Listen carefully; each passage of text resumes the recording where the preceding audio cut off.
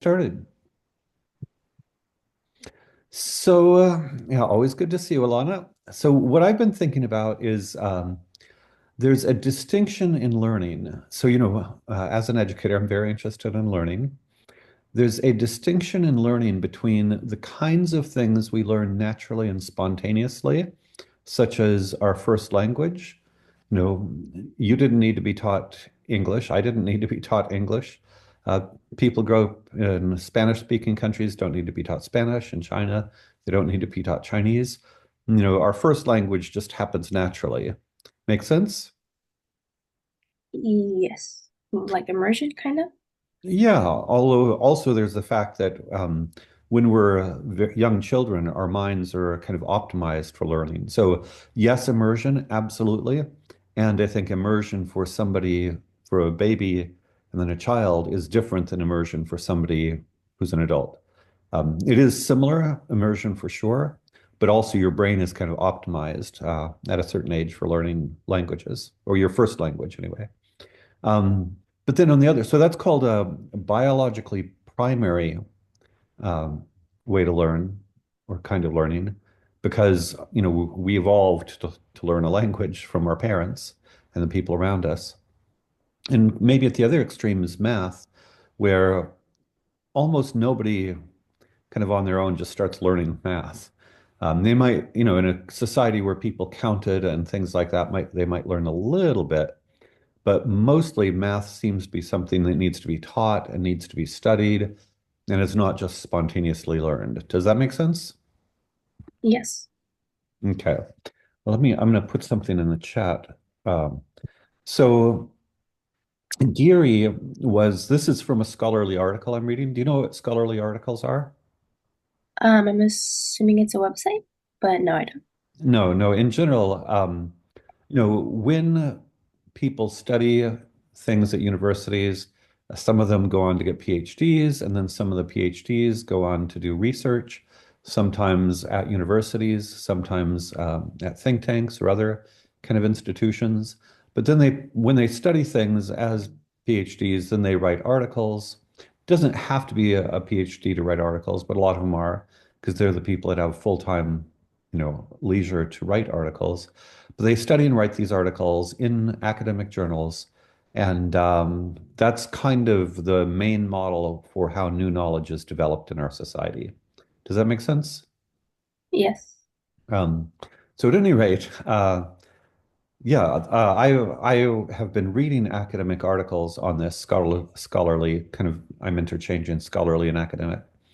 And so there is the article I'm reading now says that this is from the text in the sidebar in the chat. Geary's evolutionary approach in educational psychology differentiates between primary and secondary knowledge. I'm skipping over the parenthetical. But the primary are things like the first language acquisition, which is natural and spontaneous. And the secondary are things like mathematics. Before we go into the parenthetical clauses, do you have any questions about the sentence without the parenthetical clauses? No. No question. Does it make sense why this would be described as an evolutionary approach? Maybe just because people evolved to speak or evolved a necessity to learn Yeah, those skills naturally. totally makes sense. And then does it make sense to say why this would be described as educational psychology? Um, I'm not. I think I understand why, but I don't really know how to put it into words. No problem. I would say, psychology is the study of how the human mind works, and this is how the human mind works with respect to education. So not a big deal, but I was just checking because this has a lot of, fancy words and fancy language. Just checking to make sure the overall frame was making sense to you before digging in to the parenthetical clauses. So then what they say about the primary knowledge is that it has low cognitive costs and a motivational advantage. And that what they say about the secondary knowledge, things like math, is that it has high cognitive costs and no motivational benefit. Do you have any idea what they mean by this distinction between low cognitive costs and high cognitive costs on the one hand, and motivational advantage and no motivational benefit on the other? Well, how I envisioned the cost, high cognitive cost is, I guess I kind of linked it to spending money just because that's how I thought of it. It's like the high cognitive costs, like learning math, that costs more for your brain than maybe learning your first language does. Does that make intuitive sense? Yeah, I think so. No, that's exactly right. And yeah, kind of the idea to put it in different languages. General, when babies are learning their first language, it seems to be effortless. At 1 and 2, they're imitating mom and dad and so forth. And then they gradually start. Have you ever been, well, you were around your brother. Do you remember when your brother was learning to speak at all? I thought it was really normal when he didn't talk, and then when he started talking, I also thought it was really normal. So I do remember it, but looking back now, it's like, wow, I never noticed that he was actually learning. But I do remember for sure. Yeah, no, it is kind of amazing because they start trying sounds and gradually a sound slowly become kind of words and did they actually say mom and dad or are they just mumbling whatever and then eventually wow real words and then eventually real sentences. But kind of going back to low cognitive costs, it doesn't seem like, you picture somebody trying to study math. I know, let's go to the highest cognitive cost for the contrast.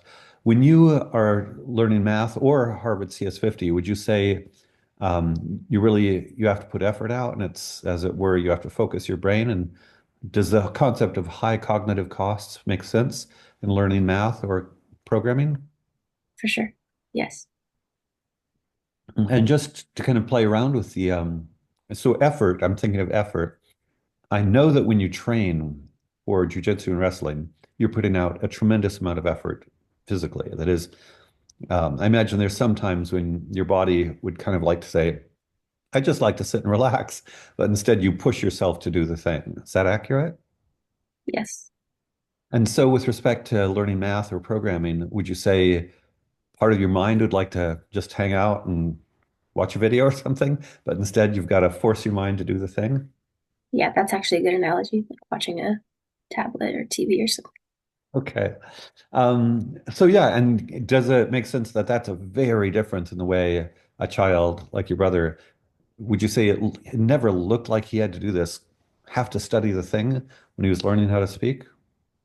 Yeah, for sure. He just kind of picked it up. Yeah. So that's why I'm very interested in this primary, and not just me, a lot of educational psychologists are interested in these biologically primary kinds of learning, like first language acquisition.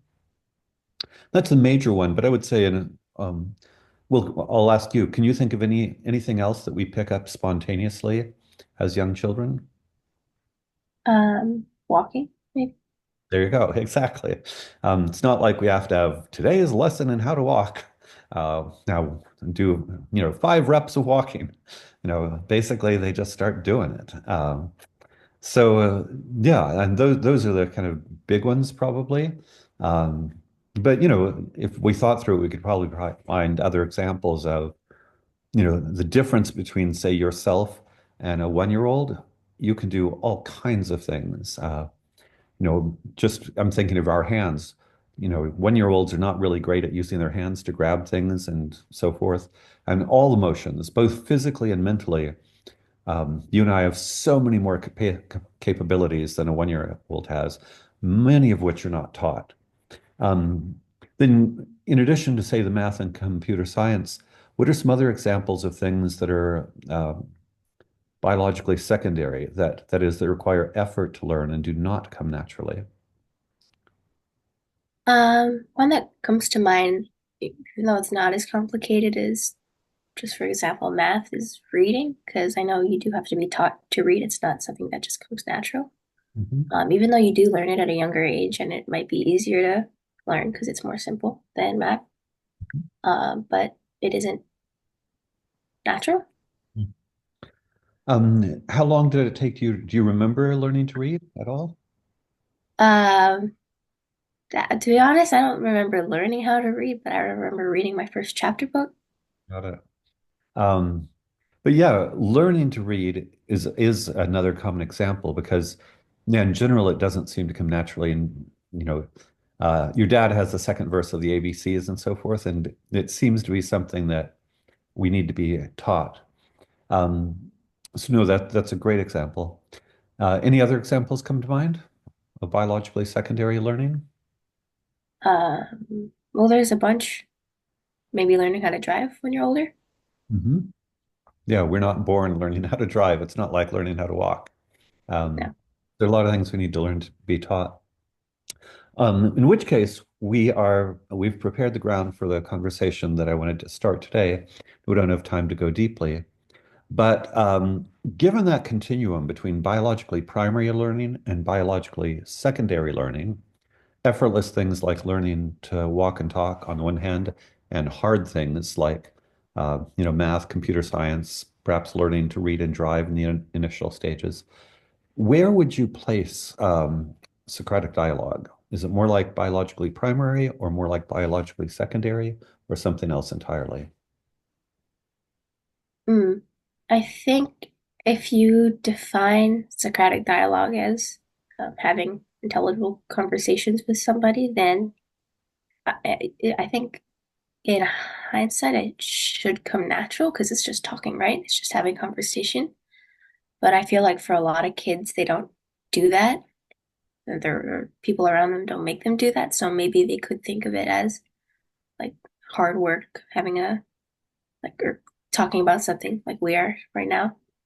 But I think in the end, it's just talking and thinking. So maybe it would be one of those low cognitive cost things. But I guess it depends on the topic because if you're thinking about the brain spending money, then it could go high, could go low. With C, your student, do you think it seems to be mostly primary or it's secondary, or does it go back and forth depending on your conversation with him? I think it goes back and forth because sometimes there are easy questions or topics, and other times it's maybe a little more challenging, and he has to really think about it. Mhm. Does it make sense why I would be interested in this particular question of to what extent biologically primary versus to what extent biologically secondary Socratic dialogue is? Well, you are the Socratic dialogue guy, I guess, but I think it also just might be interesting to know whether or not it comes naturally to people, or whether or not it should come naturally to people. Mhm. Thank you. Totally agree. So again, I want to keep these short because people have short attention spans, but yeah, now we're kind of set up to have a deeper conversation on this in the future at some point. So uh, which day is your competition next week? Is it Saturday, Sunday, or both? Both. Okay, so we'll probably skip next week. Uh, Most likely, but depending on the time, maybe I can still hop on. I'll talk to my In which dad. case, if I don't see you, really, of course, I don't say good luck because it's not a matter of luck, but maybe the force be with you. How about that? Thank you. Okay. All right. Bye-bye, Alana. Bye. See you later.